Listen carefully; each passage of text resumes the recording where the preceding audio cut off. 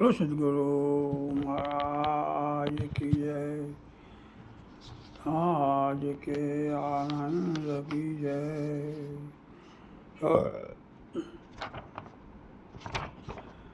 जो मोक्ष तू चाहता विषय सम विषय तजता तेरे आजर समा संतोष समदम पी सुधा दिन रात रे। संसार जलती आग है, इस आग से जट भाग कर आ शांति शीतल देश में हो जा अमर, हो जा अमर। नहीं धर्म है अधर्म है तुझ में, दुख सुख भई लेसना। सभी अज्ञान में करता अपना भोगता अपना, तू एक दृष्टा सर्व का। इस दृश्य से है दुस्तर पहचान अपने आप को, हो जा अमर, हो जा अमर। या विश्व तुझ में व्याप्त है, तू विश्व में भरपूर है। तू वार है, तू पार है, तू पास है, तू दूर है। उत्तरी तू दक्षिणी, तू ही इधर उधर, तू ही उधर। ये त्याग तन की शुद्रता, निस्संत कह सुख से विचर। आकार बिछा मन सब आकार बिन, तू ही अचल। जीवन मरण है कल्पना, तू एक अर्थ निर्मल अटल। यूँ जहरी में सर्प त्यों, अजय तुझ में चर चर। ऐसी क्रिया कर भावना, निचलो सुख से विचर। ओ सदगुरु महाराज की जय। आ ભોલા બાબાના સંશય એ ભૂલ હોય તો માફ કરજો। હવે આપણે એક વિષય છે એના ઉપર સત્સંગ સરિતા, એમાં આપણે થોડો પોતાના વિચાર રજૂ કરું છું। વચન વિચારીને ચાલવું રે, રેવું વચનની માય મારવાલા, રેવું વચનની માય મારવાલા। વચન રમે 14 લોક મારે, વચન રમે 14 લોક મારે। સમજાથી સુખ થઈ જાય મારવાલા, સમજાથી થઈ જાય મારવાલા। વચન વિચારીને ચાલવું રે। આ પદમાં સંત શું કહેશે કે વચન વિચાર, વચન એટલે કે નામ, શબ્દ અથવા નિજ સમજ। વિચાર એટલે કે ગમે તે સંજોગ પરિસ્થિતિ ઊભી થાય પણ વચનમાંથી જરા પણ લગવું નહીં। જે સમયે જે મળે તે સદગુરુની પ્રસાદ સમજી આનંદથી તેનો સ્વીકાર કરવો। એટલે ચાલવું એટલે કે સદગુરુએ આપેલ શાનનું શું, સદગુરુએ આપેલ શાનનું ચુસ્તપણે અસાર્થ પાલન મન વાણી અને કર્મથી કરવું। એટલે સંત મહાપુરુષોનો સંગ કરી તેમના વચન અને સદગુરુએ આપેલ વચન મિલાવી મર્મ જાણી વાણી વર્તન નિર્મળ કરવા। એટલે સર્વમાં પોતાના દર્શન કરવા। શું કરવું? સર્વમાં પોતાના દર્શન કરવા। નિજ પ્રેમ પ્રગટ કરવા સદગુરુના વચનમાં સ્થિર થઈ મળે જીવન સવારવું। ને જગત સર્વ હરિ સ્વરૂપ જાણવું, અથવા જગત સર્વ પરમાત્મા સ્વરૂપ છે જાણવું। વચન ખાતર રાજા હરિશ્ચંદ્ર પોતાની પત્ની પુત્ર સહિત કાશીના બજારમાં વેચાઈ તેમના વચનનું પાલન કર્યું હતું। આવો સદગુરુ વચનનો મહિમા છે। કેવો છે? આવો સદગુરુ વચનનો મહિમા છે। જેમ કે વચન કે મેળ હે વચને ભયો પ્રકાશ, જેને वचन विवेक किया उनका सरिया क्या। गंगा सती कैसे वचन में समझे तेने महासुख उपजे ने। तो गटरे गंगा जी કહેવાય। પછી આગળ શું કહેશે? વચન વિવેકી જે નર એ નારી પાનબાઈ, તેને બ્રહ્માજી તળાગે પાય રે વચન સ્થાપન ને હે વચન ઉત્થાપન પણ ભાઈ વચન છે ભક્તિનું અંગ રે. એ આપણા હરજી બાપુ કહે છે વચને વજાય તો વિશ્વ ચિન્હારા પૂજાય થઈને દેવો રામ કૃષ્ણ હે જળકે જગતમાં એ પુરાણે દાખલો લેવો ભાઈ જેમાં વચને કીધો. અહીંયા સંતોષીના પ્રમાણ આપ્યા કે એમાં વચન એક દો વચન થઈ જ્યાં તમારું એક સત્ય સ્વરૂપ છે. વચનને સમજી લે સદગુરુનું વચન એ જ પોતાનું સ્વરૂપ છે. કારણ કે વચન જ્યાં સુધી નહીં સમજાય અને વચનમાં જેમ સેમ નહીં રહેવાય તો જે કંઈ મળ્યું છે સદગુરુએ આપ્યું છે પણ એ તમારું જે સિદ્ધાંત પકડ્યો છે સિદ્ધાંતમાં રહે એટલે તમારું કલ્યાણ થશે નહીં. માટે સદગુરુના વચનમાં જેમ સમજાવ્યું છે તેમ સમજી એ જ પણ ચુસ્ત પાલન કરી રહેણી કહેણીમાં રહી અને આ વચનને જેમ સમજીને પાર ઉતારવાનો બોલો સદગુરુ. આગળ શું કહે છે?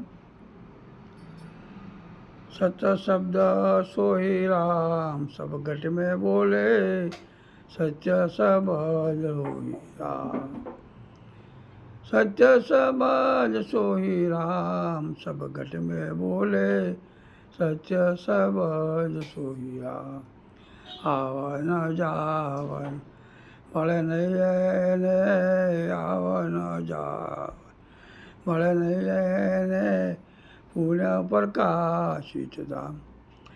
એ સત્ય એટલે સામાન્ય ચેતન, સત્ય એટલે નિત્ય, એનો કોઈ કાળે નાશ નથી.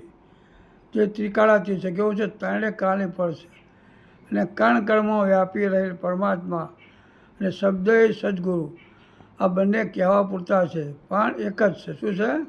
એમાં જરા પણ ભિન્નતા નથી, અભેદ છે ને તે વ્યાપક છે. પ્રથમ શબ્દ સદગુરુ પ્રથમ શબ્દ ગુરુમુખથી ઉદય થયો અને તે શબ્દથી નિજ સ્વરૂપની સદગુરુએ શું કર્યું? શાન આપી, એ તમને સમજ આપી. પણ શબ્દ શબ્દમાં ઘણો ફેર છે. જેમ એક શબ્દ તમને ઊંચાના આસને બેસાડે, એક શબ્દ એવો છે તમને ઊંચા પદથી નીચા પદ પણ લઈ જાય. એટલે કે શબ્દથી પ્રેમ પ્રગટ થાય છે, એક શબ્દથી વેજેર ઉત્પન્ન થાય છે. પણ શબ્દ એ આપણે સત્શબ્દથી આપણને ઓળખાણ કરે. શબ્દ શું કરાય છે? ગુરુ મહારાજે આપણે સત્ય શબ્દથી ઓળખાણ કરાવી છે. તેનાથી આ મળેલો અવસર એટલે કે જે હાલ જે મળ્યો છે એને આ અવસર છે એ અવસર પોતાના સ્વરૂપમાં આનંદ માણવાની રીત ચાવી સમજાવી છે. પોતે જ વ્યાપી સ્વરૂપમાં બોલી રહ્યો છે, બીજો કોઈ છે જ નહીં. જેમ કે શબ્દ સદૈ સદગુરુ, શબ્દ સદૈ સદગુરુ, શબ્દ બ્રહ્મ કો જાણ, વ્યાપકો નિર્ગુણ કહે ક્રિયા રહિત નિર્વાણ, સગુણ સ્વરૂપ ક્રિયા રહિત નિર્વાણ. સગુણ સ્વરૂપ સદગુરુ મળે તરત જ મુક્તિ સુધામ. જો સગુણ સ્વરૂપ સદગુરુ પરમાત્મા સ્વરૂપ મળે તો તમારું મુક્તિ સુધામ એટલે તમારું કલ્યાણ થાય એવું છે. શબ્દ આરે શબ્દ પારે શબ્દ કી ઢંગ ઢેરિયા, શબ્દમાં જે તો શબ્દ નિકાલે वो સદગુરુ મેરિયા. એ શબ્દના મારે અમર ગયા, શબ્દે છોડ્યા રાજ, જેને સભે જોઈએ ગયા ઉનકા સરિયા કાજ. શબ્દ શબ્દ સૌ કોઈ કહે वो શબ્દ વિજયી, જીવ્યા પર આવે નહીં નરખી પડખી કરીને રહેલા. શબ્દનું સ્વરૂપ સમજાવે કે શબ્દ એ જ પરમાત્માનું સ્વરૂપ છે. પણ શબ્દને સમજવો, એના શબ્દની અંદર રહેલો સાર, એ સારને માણીને સારને જેમ સાર સમજી ને ભૂમિકા જાણી ને પોતાના સ્વરૂપમાં સ્થિર થવાનું છે. એ ગુરુજીના સંગમાં નરસિયાના રંગમાં સાચું સ્વરૂપ ઓળખાયો રે, સાચું સ્વરૂપ ઓળખાયો મારા વાલા, સૌમાં તો એક દર્શાયો રે. સદગુરુએ આપણે હંસ બનાવ્યા છે અને આપણે અંશ સ્વરૂપમાં રહેવાનું. કેવા સ્વરૂપમાં રહેવાનું છે? આપણા શુદ્ધ સચ્ચિદાનંદ સ્વરૂપ રહેવાનું છે. એટલે સાચા મોતીરૂપી શબ્દોનો ચારો ચરવાનો છે. અંશ સ્વરૂપ બન્યા પછી મોતીરૂપી ચારો પોતાને જ ચરવાનો છે. કારણ કે બીજાના ચરવાથી આપણને લાભ થાય એવો નથી. એટલે પોતાને જ પોતાના સ્વરૂપને જાણવા માટે પોતાએ પુરુષાર્થ કરવો પડશે. માટે લક્ષ્ય નિજવા રાખવાનું છે અને પોતે પોતાનો વિચાર કરવાનો છે. બીજાના વિચાર કામમાં નહીં આવે. માટે પોતે પોતાનો વિચાર સદગુરુ વચન રહે વિવેકપણે લાવવાનો છે. જેમ ડોગર હોય ને તેના ફોતરા કાઢીને ખાય તો પછી જેમ છે તેમ ચોખ્ખો દેખાય ને તેને ઉગવાનો અધ્યાસ મટી જાય. તેમ સદગુરુએ તમારા ઉપરથી આવરણરૂપી અવિદ્યા હટાવી અને નિજ સ્વરૂપનું ભાન કરાવ્યું. શું કરાવ્યું છે? પોતાના સ્વરૂપનું ભાન કરાવ્યું. જેમ કે વાદળ ઓઠે ચંદ્ર સુપાયો જય માયાની ઓઠે ભગવાન ભાન ભૂલેલા બો ભટકે ભાન ભૂલેલા બો ભટકે જ્ઞાનીને નહીં અભિમાન. એ શું કહે છે? તેમ તારા ઓઠે હરિએ નથી દેખતો, કુંડળ ઓઠે જેમ કનક ઢંકાય, બીજો નથી બોલતો. એમ બાપુસા કહે છે બગડ્યા લેજો અમને જાણી, કલેજાના સંગ થકી ઝાડ જો બગડી થઈ ગઈ ધૂળમાં જાણી, ઉગવા તોનો અભ્યાસ મટી ગયો કઈ 84ની ખાણી. લા સંતો આ રીતે પ્રમાણ આપે એ પ્રમાણે પોતાને જાગવાનું છે. આચમ સગળે કિયા તંબાસે જળ સ્થળને રે જળ ચેતનમાં જળ ચેતનમાં કિયા તમ પ્રકાશે. શું કહે છે? ગીતામાં શ્રી કૃષ્ણ કહે છે કે અણુમાં હું વ્યાપીને રહ્યો છું, પણ આચરણ વિના આ જલ્દી સમજાતું નથી. જેમ નવરાશની પળમાં શ્રી રામને સીતાજી બેઠા હતા ને સીતાજી કહે કે આ પગ શોભે છે, શ્રીરામ કહે કે આ પગ શોભે છે. આમ વિવાદ ચાલતો હતો. એ લક્ષ્મણજી આવે એટલે સીતાજી કહે લક્ષ્મણ ભૈયા કહે તે સાચું. લક્ષ્મણ ઘણા મૂંઝાયા. ભાઈને કહીશ તો ભાભીને ખોટું લાગશે ને ભાભીને કહું તો ભાઈને ખોટું લાગશે. તેમ તેમને વચ્ચેનો માર્ગ કાઢ્યો અને કહ્યું કે આ ચરણથી આ ચરણ શોભી રહ્યા છે. એમ કે એકડા વિનાના હો મીંડાના કામા, હાથમાં વિનાના હો ખોળિયા નકામા, ખોળિયા નકામા ને કલેવર નકામા. એટલે કે એકડા વિના મીંડાની કિંમત નથી. ગમે તેટલા મીંડા મૂકો પણ આગળ એકડો મૂકો તરત જ તેની કિંમત નક્કી થાય છે. તેમ આત્માની સત્તાના લીધે શરીરો પોતાના સંસ્કાર મુજબ કાર્ય કરી રહ્યા છે.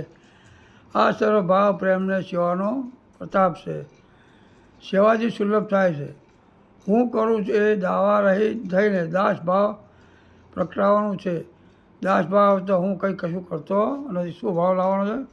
એકદમ નિર્મળ નિશ્ચળ બની જવાનો. દાસ ભાવમાં હું કહીશું જ નહીં એમ એકદમ દાસ ભાવમાં હું કશું કરતો નથી. સર્વ થયેલું છે. પછી કશું કહેવું નહીં પડે, આપે આ સમજાય જશે. જબ મેં થા તબ હરી નહીં, હરી હે મેં નહીં, પ્રેમ ગલી હતી સાંકડી અમે દોનો ના સમાય. કે જ્યાં સુધી હું પદ હતું ત્યાં સુધી હરી એટલે કે ઈશ્વર હાજર ન હતા. હવે જ્યારે મેં હું પદ છોડ્યું એટલે શું હું મારું સર્વસ્વ એટલે ભરેલું સબ ખાલી થઈ ગયું ત્યારે માત્ર ઈશ્વર હાજર છે, હું નથી. કારણ કે પ્રેમ ગલી અત્યંત સાંકડી છે, એમાં બંનેનો સ્થાન નથી. તમે ઈશ્વરમાં થઈ જાઓ એટલે ઈશ્વરથી અલગ તમારું વ્યક્તિત્વ રહેતું નથી. દાખલા તરીકે એક રાજાએ ઢંઢરો પીટાયો. કાલે સવારે જેને જે વસ્તુ હાથમાં આવે તે તેની માટે સવારે આવી રાજ્યના કોઠાર વચ્ચે લઈ જવી. લગ્નના લોકો પોતાને ગમતી વસ્તુ પોતાને મળશે તે માટે સવારે વહેલા આવી રાજના કોઠાર આગળ અહીં બેસી ગયા. બધાના મનમાં હતું કે મને મારી પસંદગીની વસ્તુ મળે. એટલે જેવો દરવાજો ખુલ્યો તેવો ઊભેલા નગરના જનો ફટાફટ તેની જોડે પહોંચવા આગળ વધવા લાગ્યા અને પસંદગીની વસ્તુ મેળવવા દોડાદોડ કરવા લાગ્યા. જેને જે જોઈએ તે લઈ જવાની છૂટ હતી, તેથી તે લઈને જવા લાગ્યા. ઘણા તો વધારે લેવા આગળ ને આગળ ગયા. રાજા આ બધો તમાશો જોઈ ઘણા રાજી થયા. એવામાં એક 10 વર્ષનું બાળક રાજાજી જ્યાં ખુલ્લા દરબારીમાં બેઠા હતા તે તરફ આવવા લાગ્યું. રાજાએ કહ્યું, તારે કંઈ પણ જોઈતું નથી, તું પણ અંદરથી તારે જે જોઈએ તે લઈ લે. પણ બાળક તો કોઈની પરવા કર્યા વગર રાજાજી તરફ ચાલ્યું આવે છે. ને પછી રાજા પાસે જઈ માથે હાથ મૂકી કહે છે, મારે તો આપ જ જોવો છો. રાજા કહે, કેમ, તારે કંઈ જોઈતું નથી? બાળકે, મારે કશું પણ જોઈતું નથી, મારે આપની જરૂર છે. રાજા શરત મુજબ રાજા કહે, આજથી હું તારો, આ રાજ તારો, આ વૈભવ પણ તારો. જો લોકોને ડોલ હજી નાશવંત અને સરભંગર વસ્તુ પર છે, પણ બાળક રાજાને પોતાના બનાવી સર્વસ્વ મેળવી લીધું. તેમ તમે તમને પ્રેમ કરશો, પરકતજી તમને પ્રેમ કરશું કરશે, પરકતજી પણ તને પ્રેમ કરશે અને તમે તન્મય બની જશો, એટલે સ્વસ્વરૂપમાં ભળી જશો. જેમ કે વ્યાપ આપું આપે વ્યાપું, દુજાએ ભ્રમ મિટાયા, ડોલત મન કો ડોલ કિના, ફી ન જાય ડોલાય. તેમ સ્વયં સ્વરૂપમાં લીન થતો સમ્યક પ્રેમ સ્વરૂપમાં આવવા લાગશે એ સગળે પોતાના દર્શન થશે. બીજો કોઈ જોતો પણ જડશે નહીં ને સર્વમાં સળંગ સૂચકતા બીજો ના આવે ભાવ. એટલે તમારી અંદર એવો ભાવ થઈ જાય, જ્યાં જ્યાં નજર મારી પડે યાદી ભરી છે આપણી નસીબતા, એમ સર્વમાં તમને તમારા સિવાય બીજું કોઈ, જ્યાં જોવો તો અદ્વૈત, જ્યાં જોવો તો તમારું સ્વરૂપ દેખાય, પછી બીજો કોઈ હશે નહીં. બોલો સદગુરુ મહારાજ કી જય. આંખો પર શું ધોળું દેખાય છે? હે, હા, આ પટ્ટી દેખાય છે ને? હા, આ